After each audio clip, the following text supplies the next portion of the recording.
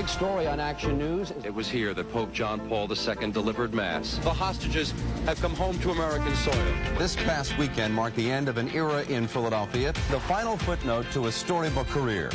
And so the question is, what is next for the Soviet Union? In Wiesbaden, West Germany, in the Holy Land. I'm Jim Gardner, Channel 6 Action News at the White House.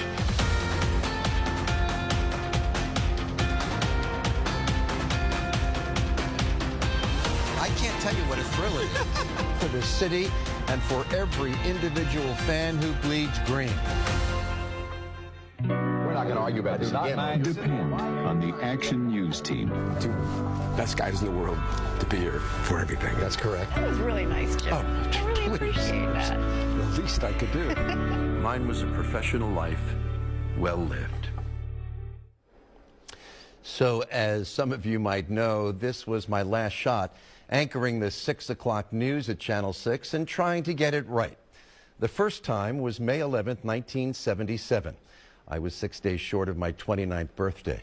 Foremost on my mind was trying to avoid humiliating myself and embarrassing this television station.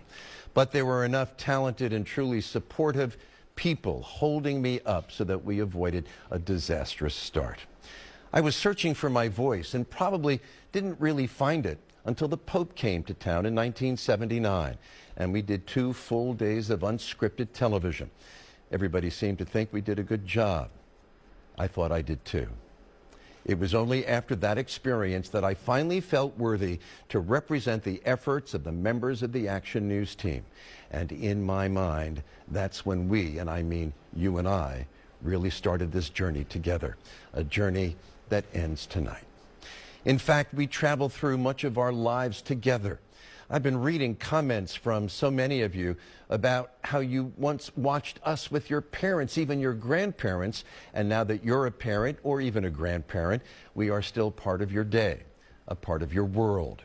That sense of being engaged in a generational relationship has been profoundly satisfying to me and to my colleagues.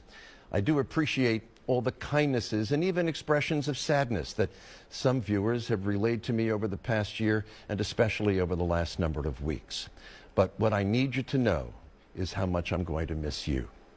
We have long had an unstated agreement, you and I. I like to say that we formed a covenant years ago.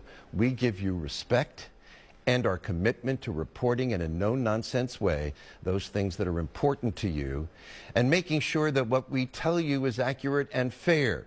But we also promise to share in your joys and your sadnesses, your triumphs and your losses, because they are ours too. We are all members of the same community, and we have the same very high stakes in its well-being. And in return for all of this, you gave us just one thing: your trust. Well, maintaining that trust became the most important motivator for me, coming to work every day and doing the absolute best job that I could. And that's why I feel so good about the future of the 2 newscasts where I hung out for all these years. Rick Williams has quickly made Action News at 11 his own broadcast with the help of astoundingly good producers and so many other Action News folks. And if there is another anchor who feels more committed to furthering our unique relationship with you, I'd like to meet him or her. Brian Taff is a consummate journalist who will easily be the smartest person ever named to be anchor of Action News at 6. And like Rick has done at 11, Brian will join the magnificent Cecily Tynan and, oh yeah, Deuces, to form the best 6 o'clock anchor team in America. I can't let this broadcast end without saying that I have adored working with Jamie Shore, who has produced Action News at 6 since 2011. Jamie, we have run a marathon together, and predictably, you carried me over the finish line. My wife Amy and son Jesse are in the back of the studio right now. Amy, you have been and continue to be my beacon. And Jesse, you are a shining star. And I can feel the light of my other children even from a distance. Permit me a final word, if you would. The American free press has been under attack, not by forces from other countries, but from elements embedded in our own society and even our own government. It worries me deeply. And it both feeds into and exploits people's lack of understanding of what the founders intended, the kind of democracy that the U.S. and only a handful of other nations aspire to. Thomas Jefferson said to John Jay in 1786, "Our liberty cannot be guarded but by the freedom of the press, nor that be limited without danger of losing it." Jefferson would concur. No, we are not the enemy of the people.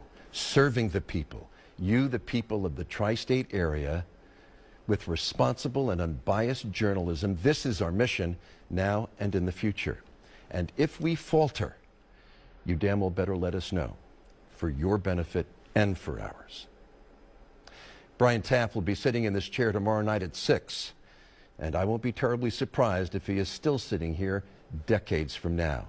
Funny how that seems to happen here at Action News.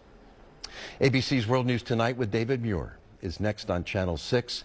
And then please join Rick Williams, Cecily Tynan, and Deuces Rogers for Action News at 11 here on Channel 6. For the entire Action News team, I'm Jim Gardner. Good night.